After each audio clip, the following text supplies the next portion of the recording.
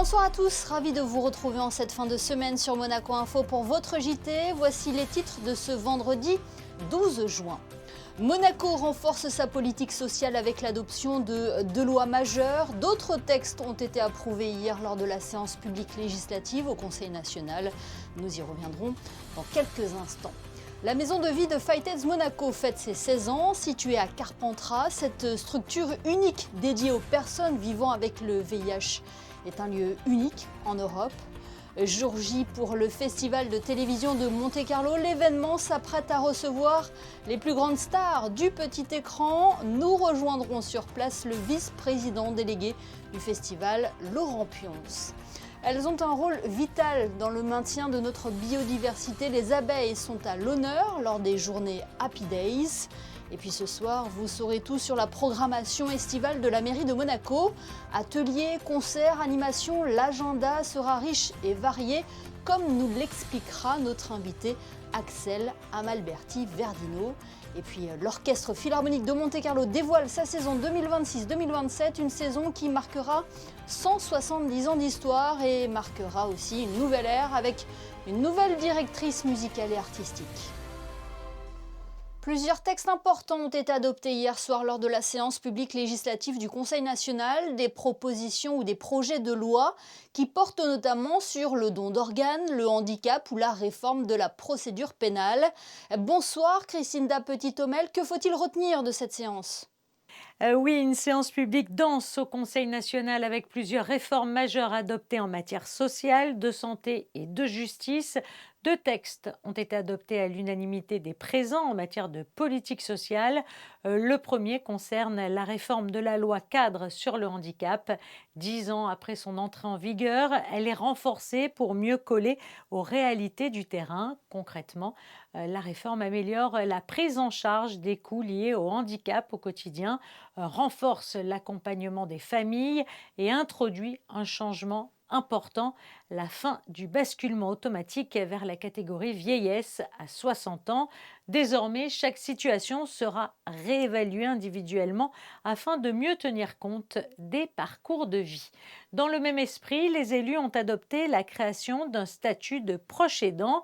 Il permet de reconnaître officiellement les personnes qui accompagnent au quotidien un proche en perte d'autonomie. Ce statut ouvre de nouveaux droits pour mieux concilier vie professionnelle et engagement familial, avec un objectif central, favoriser, lorsque cela est possible bien sûr, le maintien à domicile des personnes concernées.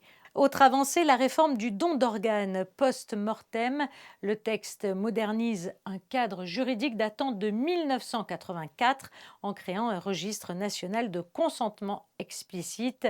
Chaque résident pourra désormais y exprimer clairement son accord ou son refus. L'objectif est de simplifier les démarches et de répondre plus efficacement aux besoins des patients en attente de greffe, tout en respectant la volonté individuelle. Écoutez à ce propos Béatrice Fresco-Rolfo, la présidente de la Commission de l'égalité et de la non-discrimination de la CPE, et le ministre des Affaires sociales et de la Santé, Christophe Robineau. En premier lieu, le dispositif prévoit de moderniser les modalités de recueil du consentement par la création d'un registre national des donneurs. Cette nouvelle procédure est une alternative ayant pour but de compléter les formalités de recueil du consentement en vigueur. Elle permettra également de recueillir les éventuels refus de dons qui seraient exprimés au sein de ce registre. L'inscription préalable sur ce dispositif permettrait de faciliter les démarches pour les personnes souhaitant consentir au don d'organes et ainsi de soulager les familles d'un choix douloureux au moment du décès. Bien évidemment, l'anonymat est en règle générale respecté, toujours respecté, sauf dans une situation, mais là encore ça concerne le don du vivant, puisqu'il y a aujourd'hui la possibilité de faire des dons croisés.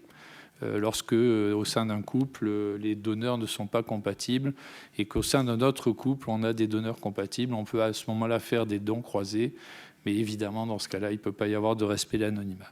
Concernant la gratuité, c'est déjà le cas pour les prélèvements, puisque les organismes d'assurance maladie prennent en charge l'intégralité des frais, que ce soit en termes de compensation de perte de salaire ou d'hospitalisation. Sur le plan judiciaire maintenant, le projet de loi instaurant le plaidé coupable et la convention pénale a également été adopté. Cette procédure permet de traiter plus rapidement certaines infractions lorsque les faits sont reconnus. Elle vise à désengorger les juridictions et à renforcer l'efficacité de la réponse pénale tout en maintenant des garanties strictes avec l'accord du juge, du procureur et de la personne concernée. Enfin, au-delà des textes adoptés, les élus ont alerté sur la multiplication des propositions de loi interrompues par le gouvernement. Ils estiment que cette pratique fragilise le dialogue législatif et limite la possibilité d'un véritable travail de co-construction des lois.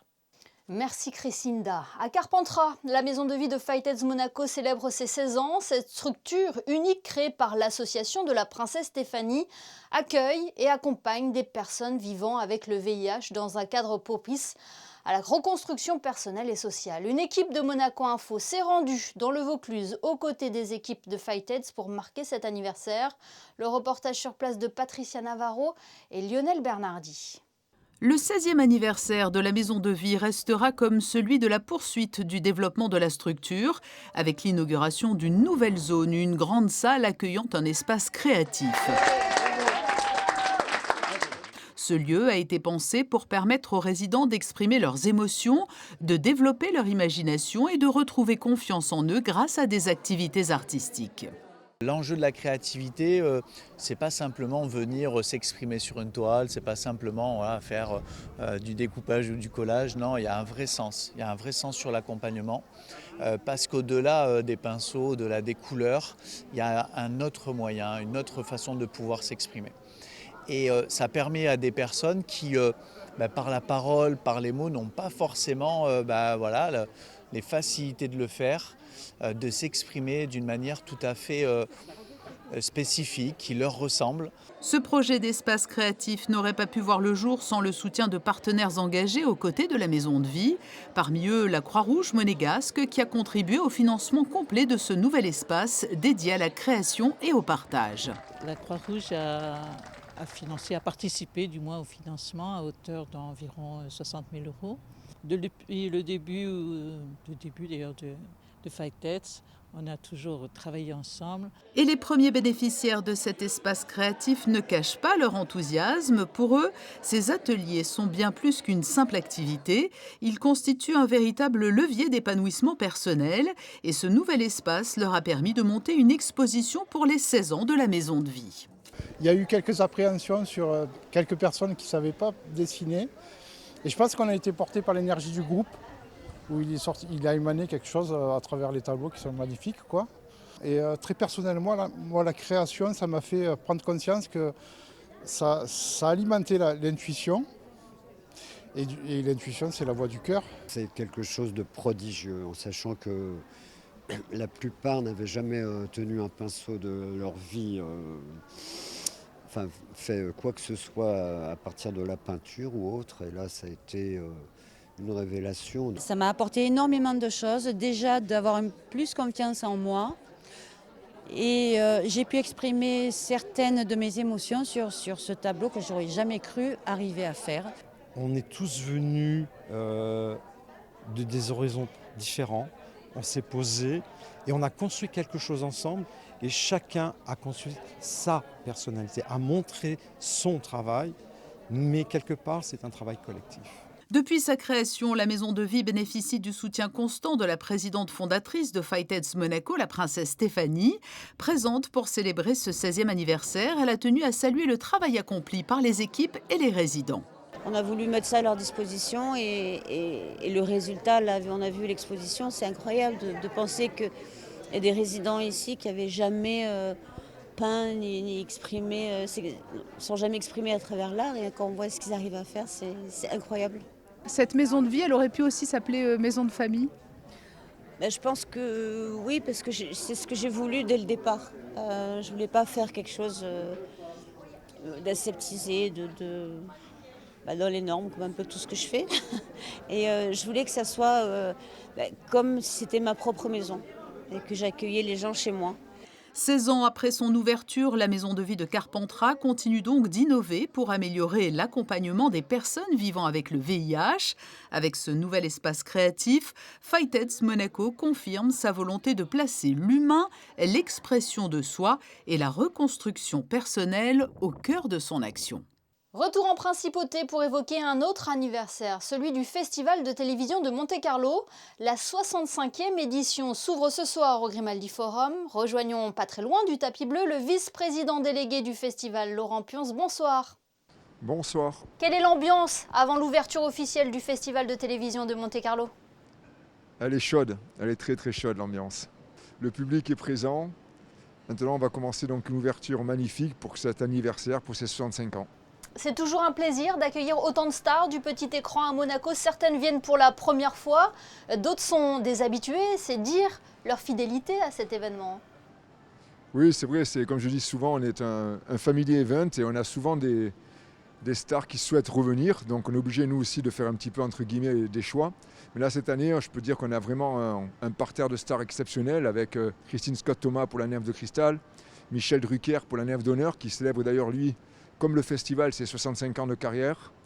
Et en plus, l'ouverture avec l'avant-première mondiale de Walking Dead avec Jeffrey Dean Morgan. Donc je pense que vraiment cette ouverture s'annonce très prometteuse et pour moi une des plus belles ouvertures à laquelle j'ai pu participer. Récompenser les plus grands du petit écran, c'est récompenser aussi les talents émergents. C'est important pour vous, cela aussi, hein? Oui, tout à fait. C'est un petit peu le but recherché, de faire plaisir un petit peu à tous les fans de 7 à 80 ans. Et on a créé donc ce prix, donc le prix du Most Promising Talent. Et cette année, on aura l'honneur d'accueillir sur le tapis bleu Esther Exposito, qui est une véritable star en devenir et déjà très très connue du public. Vous l'avez dit, 65e édition. Quel est le secret de la longévité du festival? La remise en question. La remise en question. Comment vous avez justement su c'est-à-dire qu'il faut évoluer? Il faut faire évoluer. Il faut faire évoluer les choses régulièrement. On a fait évoluer énormément la compétition, on a fait évoluer les prix, on a fait évoluer le format du festival, son concept. On a créé des nouveaux prix, on a créé le prix du digital. On a été, je rappelle, parce que c'est quand même très important, on a été les premiers à ouvrir nos portes aux plateformes digitales avec une avant-première mondiale Jack Ryan en 2018. Il faut se remettre en question et être vraiment les premiers, avoir la primeur sur les décisions les plus importantes à prendre lorsqu'on dirige un événement comme le Festival de télévision de Monte-Carlo. En résumé, c'est s'adapter avec son temps et les nouvelles technologies, en résistant aussi à la concurrence, parce que vous n'êtes pas le seul festival, mais vous êtes le plus ancien. On est le plus ancien et à mon sens, on est aujourd'hui le plus reconnu et connu. Oui, tout à fait. Vous donnez donc ce soir le coup d'envoi de plusieurs rendez-vous au Grimaldi Forum, des projections en avant-première, des séances de dédicaces. Ouais. Quel sera le programme jusqu'à mardi ? Comme vous le savez, c'est un festival qui est ouvert au public. On est un des rares festivals où on peut accueillir autant de public dans des conditions exceptionnelles de sécurité. Et on va leur offrir cette année donc des avant-premières au travers de la compétition, hors compétition, des événements publics, des rencontres avec les stars, des autographes signing. Il y a un tas d'activités dédiées au public tout au long de la manifestation qui va faire plaisir à toutes les générations. Et un programme qui est à retrouver sur votre site officiel. Merci sur infiniment. Sur notre site internet. Et gratuit. Merci infiniment, Laurent Pionce, d'avoir été notre invité ce soir. Et bon festival à vous et à toute votre équipe. Merci, à très bientôt. Merci beaucoup, au revoir. Et chaque soir, à partir de demain, Sarah Inkari et Théo Schumer vous feront vivre l'ambiance de ce festival de télévision de Monte-Carlo en allant à la rencontre des stars des séries à succès. Monaco Télécom a tenu une conférence de presse ce vendredi. L'opérateur est notamment revenu sur le déploiement de son application TV qui a connu une phase délicate et a annoncé également le lancement d'une nouvelle offre téléphonique. Plus de détails avec Fabien Bonilla et Alexandra Paolini. 19,99 €, voici la nouvelle offre que propose Monaco Télécom, un forfait illimité complet incluant la 5G et 100 Go de data en Europe. Cette offre est destinée aux Monégasques et aux enfants du pays. Évidemment, il est vraiment européen ce forfait puisqu'il permet d'aller dans toute l'Europe avec 100 Go et c'est l'Europe élargie évidemment, avec le Royaume-Uni, avec l'espace économique européen, la Suisse, etc. Et puis il est à 19,99 €. Sans mobile, et donc à des prix qui sont considérés comme les gens comparables, évidemment, c'est un peu le prix qu'ils ont en tête tous. Et c'est ça qu'on a voulu faire. Cette offre mobile à 19,99 € est disponible dès aujourd'hui dans les boutiques Monaco Télécom. Autre dossier abordé, légèrement plus sensible, les dysfonctionnements de la nouvelle application Monaco Télécom TV. Depuis la mise en place de cette nouvelle appli, en avril, des bugs ont été constatés par les utilisateurs. Monaco Télécom parle même de dysfonctionnements inacceptables suite à un changement de prestataire. C'est un chantier énorme qui nous a pris plus d'1 an. Et force est de constater que, pour l'instant, l'application n'est pas exactement au niveau de qualité que les gens sont en droit d'attendre. On en est déjà à la 4e mise à jour depuis son lancement. Et dans la dernière mise à jour, celle qui est poussée, là, qui existe aujourd'hui, à partir de lundi, il y aura quelque chose que les gens attendent depuis longtemps, c'est-à-dire de retrouver les vignettes visuelles sur les enregistrements. Donc ça, c'est un point qui est important. Dans cet axe-là, on attend une version importante avant la mi-juillet, qui, là, notamment, nous permettra de refaire la page d'accueil de l'application et notamment de remettre vraiment en valeur une des qualités fondamentales de cette application, c'est de proposer tous les programmes en replay. Conscient des désagréments pour les utilisateurs, Monaco Télécom a décidé de rembourser 2 mois d'abonnement à tous ceux qui ont pris cette application, soit 20 € par client, ce qui représente un peu plus de 16 000 personnes. C'est un petit insecte qui fait de grandes choses et pourtant il reste menacé. Les abeilles sont vitales pour notre écosystème et il est important de le rappeler. C'est pour cela que la direction de l'aménagement urbain propose chaque année des ateliers de sensibilisation. Du processus de pollinisation à la production de miel en passant par la présentation de différentes ruches. Coup d'œil sur cette action dans ce reportage d'Alban Gingembre et Arnaud Humbert. Et là par rapport à la reine, alors ça se passe comment? Il n'y a pas de réserve? La reine va rester dans le couvain. Et après, les abeilles, elles vont construire naturellement des alvéoles, comme ça, des grandes alvéoles, et elles vont remplir de réserves. À ce moment-là, l'apiculteur y récupère. Sensibiliser le public à la protection des abeilles, c'est tout l'objectif de cette manifestation. Parmi les différents ateliers, celui de Priscilla présente les différentes ruches et les différentes abeilles. C'était très intéressant. Elle nous a expliqué qu'en peu de temps, 1 semaine, elle avait la ruche qui était quasi pleine. Les abeilles sont les premières menacées par les produits phytosanitaires, une menace qui concerne tout un écosystème. Dans les champs, les agriculteurs, en fait, ils vont utiliser des produits phytosanitaires. C'est ça, du coup, qui va limiter l'impact des abeilles sur la pollinisation. Si on veut avoir des fruits, il faut avoir une fleur. Avec une fleur, les abeilles, elles vont polliniser de fleur en fleur. C'est ça qui va préparer la graine. Et la graine, c'est ça qui va faire le fruit. Mais si on n'a plus d'abeilles, on n'a plus de pollinisation. Pour lutter contre la disparition des abeilles, plusieurs ruches sont installées en principauté. Elles abritent chacune 80 000 abeilles, un dispositif qui permet à la fois de surveiller les insectes mais aussi de produire du miel distribué au public qui aura bien écouté chaque atelier. Et les ateliers Happy Days seront encore présents ce samedi au jardin de l'UNESCO à Fontvieille. Chaque année, la mairie de Monaco propose un programme riche et varié pour rythmer notre été. Dès aujourd'hui et jusqu'à la mi-septembre, des rendez-vous seront proposés, des ateliers, des animations, des concerts, des feux d'artifice. Quelques nouveautés viennent agrémenter cette saison estivale, une saison qui est à découvrir sur le site officiel de la mairie. Et pour en parler, l'adjointe au maire en charge des animations est en duplex avec nous. Bonsoir Axel Amalberti-Verdino.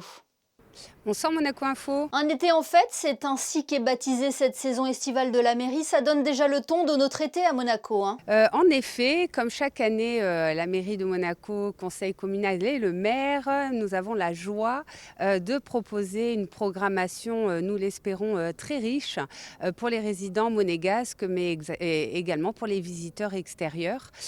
Donc nous avons des événements récurrents qui chaque année reviennent, mais nous proposons également des nouveautés.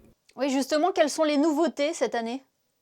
Alors, les nouveautés cette année sont, on va dire, on a à nouveau la fête de la musique. La nouveauté, c'est qu'elle ne sera pas sur le port, mais elle aura lieu à l'esplanade des pêcheurs. Donc le soir, avec donc 2 DJ en première partie et le DJ très connu, Petit Biscuit.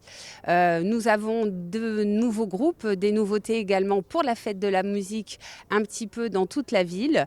Et des nouveautés pour la saison 2026 programmation, on va dire, estivale, parce que ça sera des concerts qui auront lieu au Square Gasto et cette année également au Larvoto.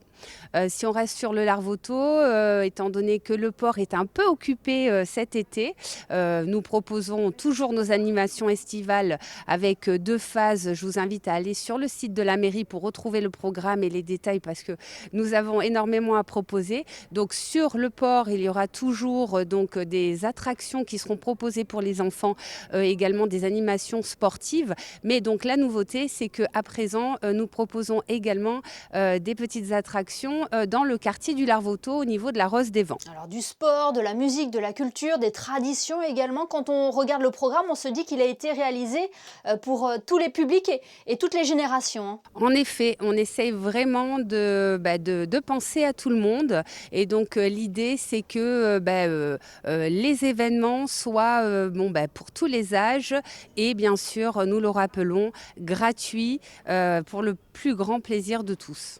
Et ce sont toujours des rendez-vous très attendus par la population. En témoigne à chaque fois le succès que rencontrent les manifestations. Donc en effet, ce sont toujours des rendez-vous très attendus par la population et nous essayons chaque année de proposer toujours une petite nouveauté. C'est le cas pour les feux d'artifice, car cette année, nous avons un nouvel artificier et nous avons pu choisir le thème musical et donc également les différents tableaux seront timés par rapport à la musique que nous avons choisie. Je n'en dévoile pas plus, vous verrez ça au fur et à mesure sur le site de la mairie, mais je pense et je l'espère, ça devrait réserver de belles surprises.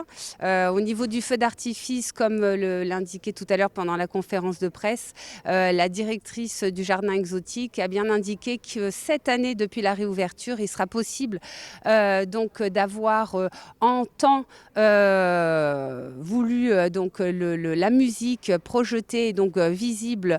Les feux d'artifice seront visibles du jardin exotique et comme dans toute la principauté, bien sûr. Oui, parce que l'ambition, c'est vraiment de dynamiser la ville sur l'ensemble du territoire, du jardin exotique au Larvoto. Nous essayons en effet. Il y a le Charat ou à Monacoville qui essaiera de dynamiser le quartier de Monacoville. Il y a les événements au marché qui sont récurrents et même quelques événements nouveaux. Je pense à la fête de la musique. On pourra la retrouver au marché, mais également la fête américaine le 4 juillet et au Square Gasto, Larvoto, au jardin exotique. Au parc Princesse Antoinette. On essaie vraiment que toute la principauté, aucun quartier ne soit oublié ni résident. Les résidents dans leur ensemble, c'est le cas par exemple pour les aînés qui ne sont pas oubliés dans ce programme.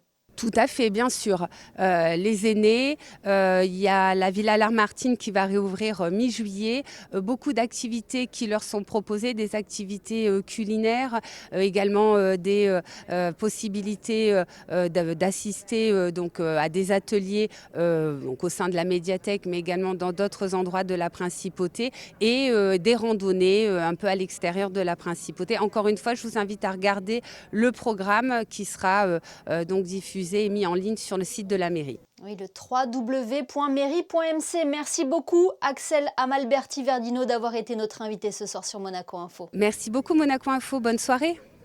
L'Orchestre Philharmonique de Monte-Carlo a lui dévoilé sa saison 2026-2027. Aujourd'hui, une saison qui marquera 170 ans d'histoire et qui fera entrer l'OPMC dans une nouvelle ère. Après 10 ans placé sous la direction de Kazuki Yamada, Son Altesse Royale la Princesse de Hanovre a nommé Nathalie Tutzmann au poste de directrice artistique et musicale de l'OPMC, et ce à compter de septembre 2026. Les détails de José Sacré et Camille Caloni.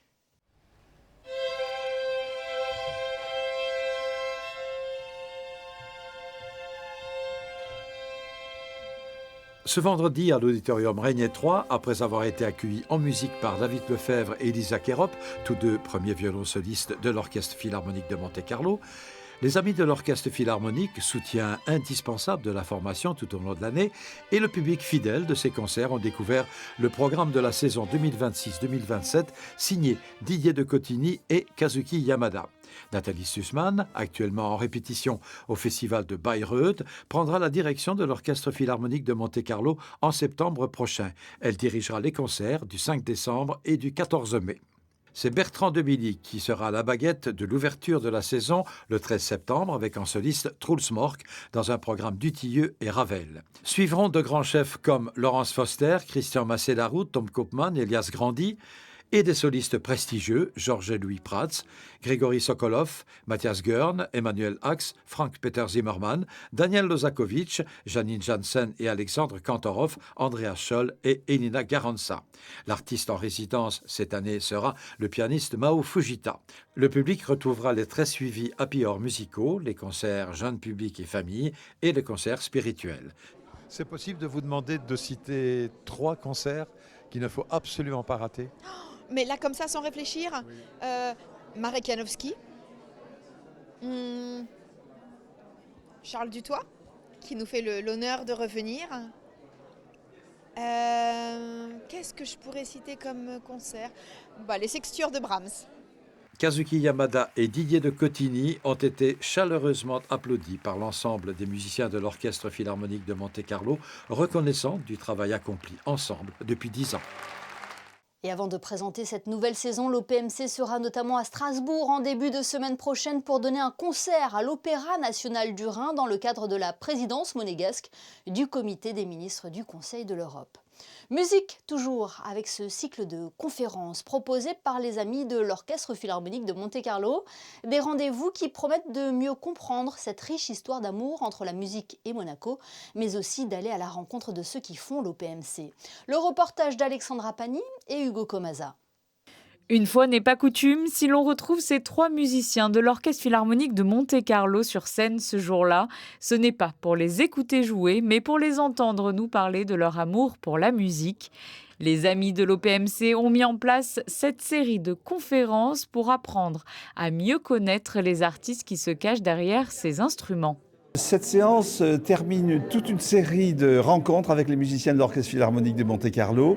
Ceci dans le but de présenter la personnalité de ces musiciens que les gens voient tous les dimanches sur la scène de l'auditorium, qui éblouissent par la manière dont ils jouent, mais sans qu'on sache vraiment qui ils sont. Et séance après séance, on découvre des personnalités extrêmement riches, diverses, parfois des intellectuels, des méditatifs, des gens, ça représente tous les gens de la société, des jeunes, des moins jeunes, et tous ces gens qui se réunissent pour créer les grandes symphonies, les grands concertos. Le public a pu écouter les confidences de Marie-Bé Barrière-Billotte, François Méraud et Jean-Yves Monnier pour ce 14e épisode, le dernier de cette saison musicale.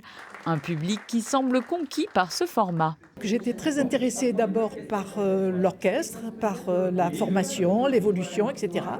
Et je suis enchantée maintenant. D'abord, on a une personne qui nous explique tout ça, mais avec un bagou extraordinaire, une connaissance qui est sans limite et une voix charmeuse. Donc, on est obligé de venir. J'admire parce que créer une association, c'est une chose. L'entretenir, c'est autre chose. Et donc, ils ont beaucoup de mérite. Voilà. Et on est très reconnaissant.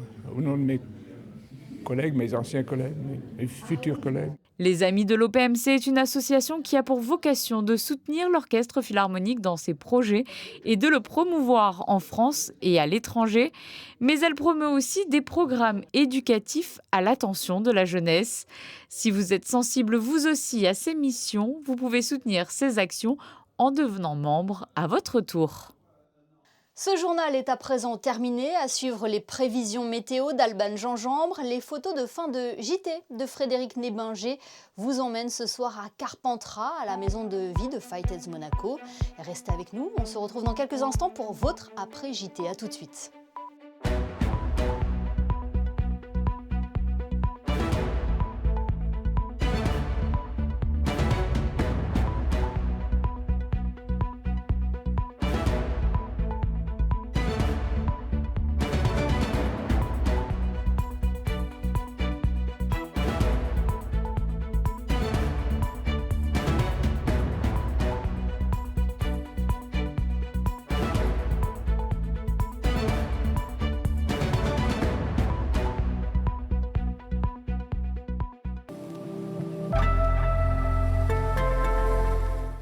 Bonsoir à tous. Demain, comme aujourd'hui, il fera beau à Monaco, un ciel ensoleillé sans aucune perturbation et des températures chaudes, surtout dans l'après-midi.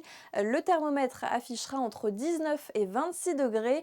De quoi passer un bon début de week-end. Pensez toujours à bien vous protéger.